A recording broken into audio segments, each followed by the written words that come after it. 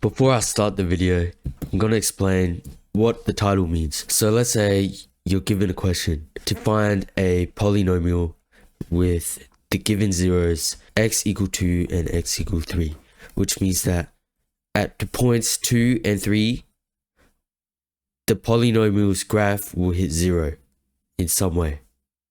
That means these are the zeros. And we have to form the equation of the polynomial with specified zeros. So by the end of the video, you'll understand how to find a normal polynomial with given zeros. You know how to find a polynomial with complex numbers. And you know how to find a polynomial with multiplicities. So if you don't know what these things are, then you can just stay here for the first part. But if you've learned the basics of complex numbers, then just keep watching. Now, let's say we are tasked to find a polynomial with zeros at x equals 2 and x equals minus 3. Now, if you've learned null factor law or zero factor law, I think, then you would know how to find zeros from, for example, something like this. The zeros would be plus 1 and minus 4. I'm not going to explain it because I think that's a big part of quadratics and it probably looks familiar. But there's something called factor theorem with polynomials. Basically, it says that if you know two zeros like this, then you can construct a polynomial with the zeros by writing it like this: x plus 3, x minus 2. This is very similar to null factor law, right? Where you can have something like this, and x equals minus 3 would be the 0. Great, we have something down. But this isn't a polynomial. We have to expand it. So once expanded, it will look like this. And this is a polynomial. And we're done. We just found a polynomial with the given zeros. I'm going to graph it, not accurately, just show you the shape so you can get a better understanding. Well, one zero will be at -3 and one will be at +2. So the graph will look something like this. It's a parabola because it's a quadratic.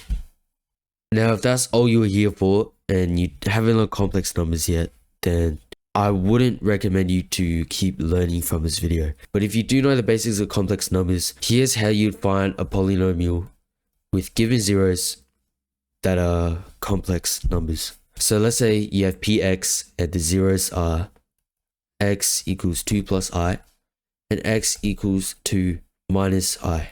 How would you go about this? Well, there's something called the conjugate pair rule. So it's spelled like this, pair rule. And what it says is that, say you have a complex number z. If complex number z is a 0, then its conjugate is also a 0.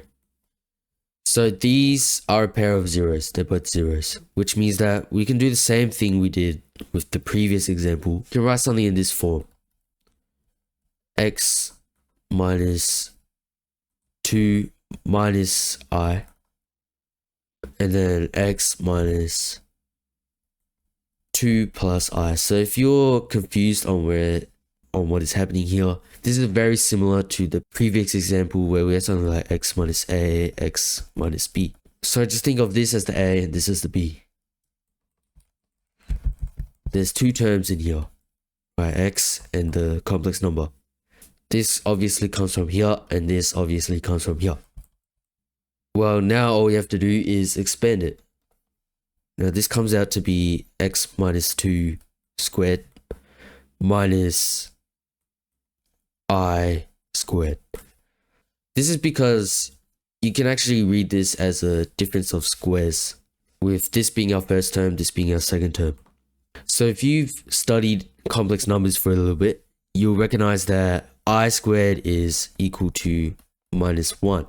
So this would be x minus 2 squared plus 1. Once you expand it, you get our polynomial.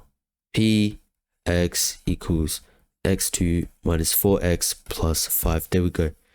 I'm going to graph it for you as well, just to show you what a polynomial with complex zeros would look like. And you might think it looks really crazy, but really it'll just look something like this. It never crosses the x-axis. It has no x-intercepts. So that shows it has complex numbers as the roots. The final example I'm going to go through is a polynomial with multiplicities. Multiplicities is, next step, we're going to expand this guy. So x squared minus 2x plus 1, x minus 2 in the polynomial. Let's say you have x equals 3 as your other zero, and it appears 4 times. Then that would have a multiplicity of 4, and it would look like this. Oh, sorry, it would be minus, same with the 1. But you get it. 3 has a multiplicity 4, 1 has a multiplicity 2. How would you write a polynomial px where you're given 2 zeros, x equals 1 with multiplicity, I'm just going to write m, as 2, and x equals negative 2. These are our zeros.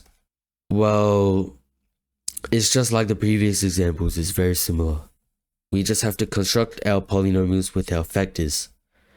X minus 1 squared, because the multiplicity is 2, and x minus 2. And then we expand the whole thing. It's going to be a really big thing. So I think it's better I just skip to the answer, which is x cubed minus 3x plus 2. Now, if you were to graph this, it would look something like this. It would have a 0 at negative 2. But what would multiplicity look like at the 0 of 1? Well, it's not that special. So basically, it would cross 2 like normal, as a normal 0. And then when it reaches 1, it won't cross. It can't cross because it's got a multiplicity of 2. Instead, it bounces off like that. Now, what if the multiplicity was much higher, like 5? Well, the higher the multiplicity, the flatter it gets toward the 0, if that makes sense. So here's a useful tip, just to recap. Remember, just use the zeros as factors like this to build your polynomial. If you want practice problems for what I covered today, they're in my Discord, they're in the description.